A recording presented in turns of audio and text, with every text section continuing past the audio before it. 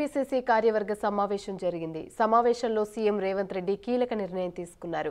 3 దఫాలుగా రైతు రుణమాఫీ చేయనున్నారు. రేపు 1 లక్ష వరకు ఉన్న రైతు రుణమాఫీలు చేయాలని సీఎం రేవంత్ నిర్ణయం తీసుకున్నారు.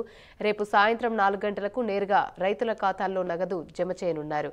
నెలాఖరులోగా 1.5 లక్షల వరకు రుణాలు మాఫీ చేస్తామని రేవంత్ రెడ్డి చెప్పారు. ఆగస్టులో 2 లక్షల వరకు రైతు రుణమాఫీలు అవుతాయని రేవంత్ తెలిపారు.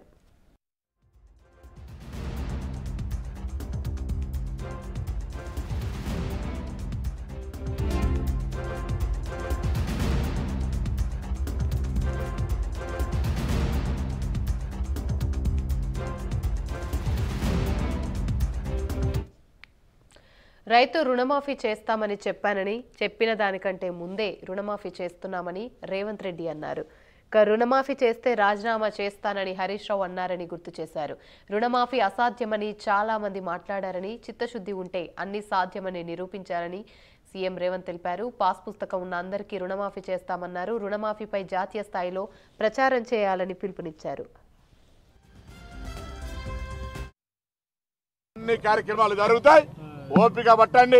10 ఏళ్లు చేయలేనోడు రాష్ట్రంలో కేంద్రంలో అధికారం నుండి చేయనోడట 7 నెలల్లో ఏం చేసినా అడిగితే ముందు మీరు 10 సంవత్సరాలు ఏం చేసిరో జవాబు చెప్పినాకనే ప్రశ్నించమని అడిగే విధంగా ప్రతి గ్రామాల కాంగ్రెస్ కార్యకర్త ధైర్యంగా ప్రతిపక్షాలకు జవాబు చెప్పే విధంగా ఉండమని సందర్భంగా కోరుతా ఉన్నాను.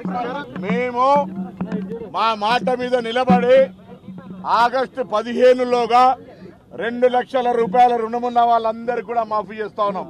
దీని పేరు మీద రుణమాఫీ జరిగిన తర్వాత కూడా మేము 6 గ్యారెంటీల గురించి మాట్లాడుతున్నామని దాటేసుకుంటే అది వాళ్ళ అవివేకం, వాళ్ళకు సంబంధించిన విజ్ఞత.